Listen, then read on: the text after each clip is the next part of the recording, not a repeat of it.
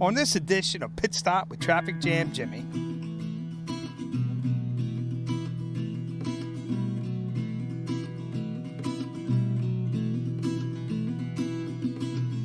I'll tell you what, traveling just about anywhere out of the western part of this great country of ours is amazing, especially a place like the great state of Wyoming.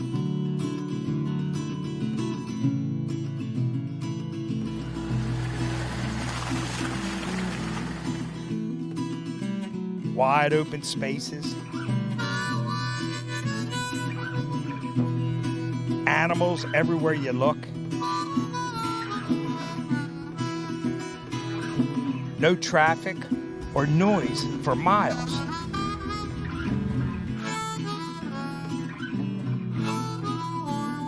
And some of the most breathtaking views I've ever seen.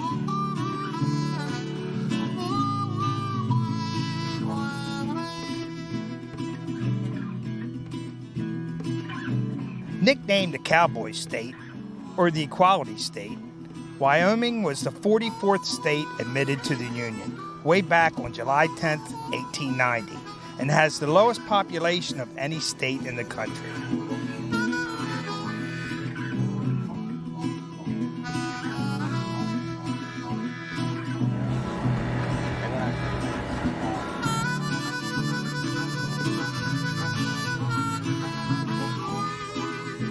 Today, we get to take an inside look at one of Wyoming's main industries, livestock.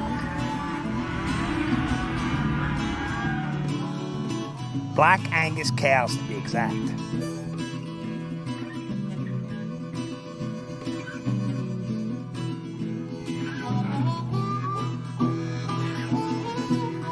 In Maryland, 2 to 2.5 acres are needed per cow and calf. In Wyoming, 40 acres are needed per cow and calf due to lack of moisture.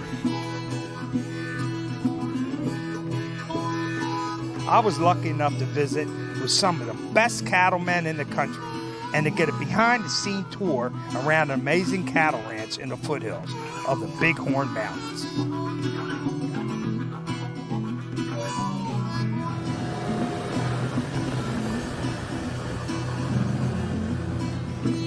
Well, welcome back to Pit Stop with Traffic Jam Jimmy. I'm out here in beautiful Wyoming, and Dan joins us today at the Sheridan Foothills. Tell us a little bit about what we're seeing over our shoulder, Dan.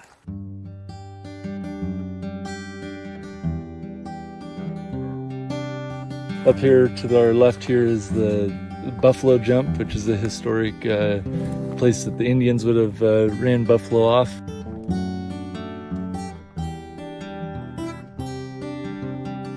And then as we come on around, we get to the Big Goose Slope, which is, it's actually the shape of a goose. If you're from down the valley, you can look back and you can see that goose taken off. It's really evident in the winter when it's covered in snow, because it's that white goose shows up, and then you got the tree line around it. Just above that is the She-Bear Mountain with that rock outcropping on the south end of that. That's She-Bear. As we come on around, then you get up on the edge of the slope here of the mountain, and that's Cave Creek. And from Cave Creek there, just above, there's an archway up there on top in that rock outcropping, and then the rock ridge just above that ends up, that's Soldier Creek Point. Now this is early fall. When's this prettiest, you think? I think early summer is when everything is green and fresh growth, just green everywhere you can see. And what kind of winters are here? How much snowfall will probably fall in this area? Oh, probably pushing overall 15, 16 feet. Wow, but that's beautiful too. That's it on a really good year, and other years could end up being only 5 or 6 feet.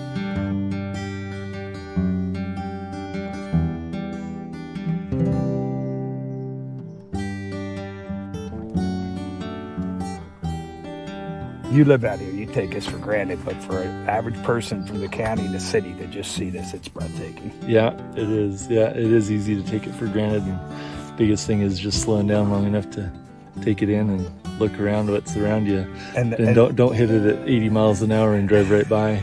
And the noise factor, there is zero. There is 0 decibels right here. Right. For acres and acres and acres. Yep. Yeah, on a good day you hear a cow moo or a elk bugle, or There's a lot of wildlife out here at too. night. We at see night elk, prairie dogs. Yeah, and at night you'll catch a coyote howling, and It's like it was when Crazy Horse was here, huh? right? Yeah.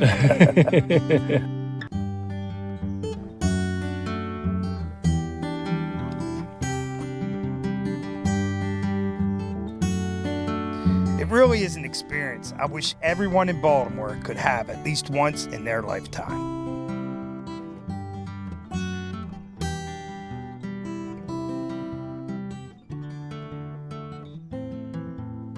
The views are so amazing, and you can't help to think about the struggles that people had coming across these great plains in buggies and horses and traveling over the foothills up to the big mountains.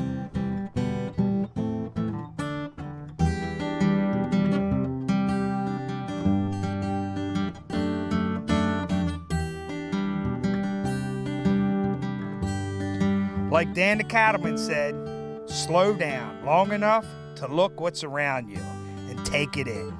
Don't hit it at 80 miles an hour and drive right by.